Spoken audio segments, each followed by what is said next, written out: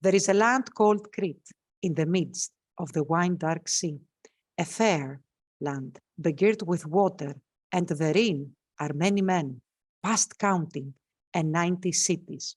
This is how Homer described the island using the name Crete for the very first time in history, almost 3,000 years ago, the oldest inhabited location of Europe, truly in the midst of the wine dark sea, the Eastern Mediterranean. So as you can see in the map, Crete is here encircled with a red circle, and it's in the middle of the sea, a perfect bridge at an almost equivalent distance between three continents, Europe, Asia, and Africa. By far the largest island in Greece out of 6,600 islands and islets, and the fifth largest one in the Mediterranean basin, after Sicily, Sardinia, Cyprus, and Corsica.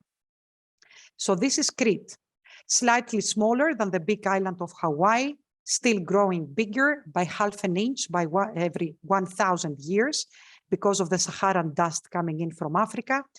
Crete, as you can see, is an elongated strip of land spanning 160 miles from west to east and never more than 37 miles in width.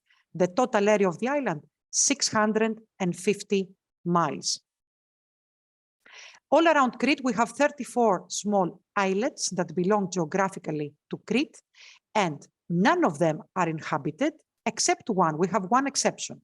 The exception is down here to the south of Chania, the little islet of Gavdos, actually the southernmost part of the entire European continent. So in this incredible tiny little thing, there is enough to satisfy every taste. It's like a small continent. So in this island, we can see three different climatic zones. In the hot subtropical south, we have forest palms creating an amazing scenery, date palms and banana trees bear fruit, and swallows remain all year round rather than migrate to Africa. If we move a little bit into the major part of Crete in the Mediterranean zone, we have the short and mild winters, the hot summers, of course, and we can enjoy, of course, all of these 650 miles of the coastline of the Cretan seashore. Crystal clear waters where we can see all the way to the bottom of the ocean, 130 feet. And of course, enjoy the sunlight, as this is one of the really sunny islands of Europe, enjoying more than 300 days of sunshine per year. And in the gentle breeze of the Aegean Sea, we can stroll around in the endless olive groves and orange groves and smell in the air the millions of flowers that carpet the hills.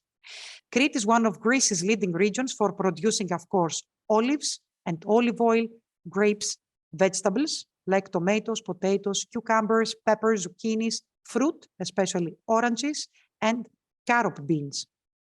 And in a couple of hours, really easily, we can get up in the mountain area, up in the alpine zone of the island, in the three major massifs of Crete, where it can get as cold as minus 14 Celsius or 14 degrees Fahrenheit in wintertime. So the places over there, the little villages all around the mountainous areas are always covered in snow during the wintertime. So this is the only place of Greece where you can actually swim in the crystal clear waters of the Mediterranean at the end of May, beginning of June, and just in a couple of hours, you take your car and you go all the way up to the mountains and enjoy some skiing if you're up to it in the mountains. And of course, the waters in all of these mountains that are made out of karstic limestone dissolve the limestone like water, like sugar, creating more than 400 gorges.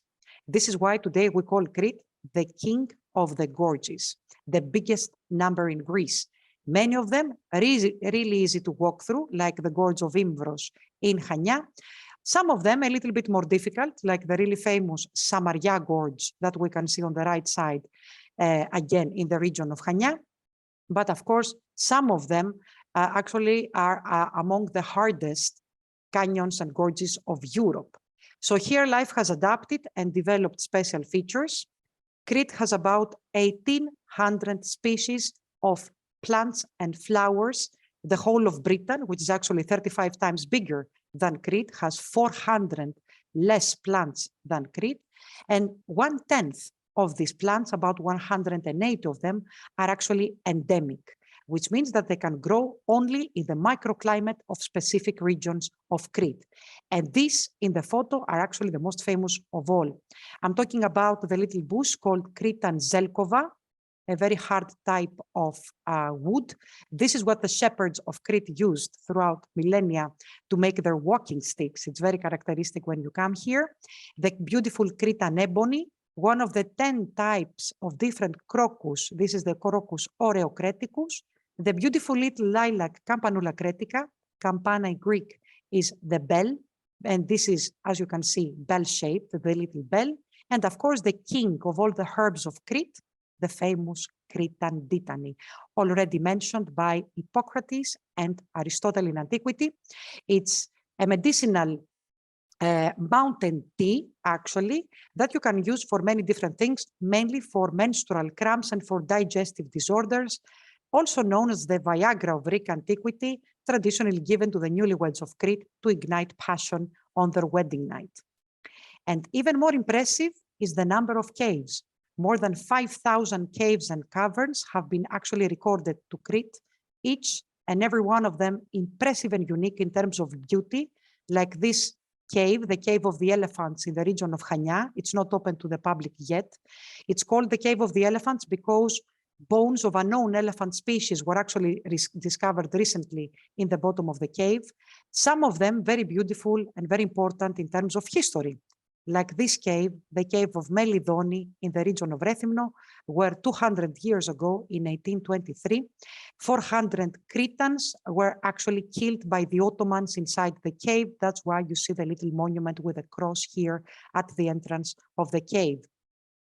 And in all of these areas, all around the mountains of Crete, as you can see here, we have the huge plateaus of the island. About 30 of them with rich, fertile alluvial soil where you grow vegetables that do not do very well close to the coast, close to the sea.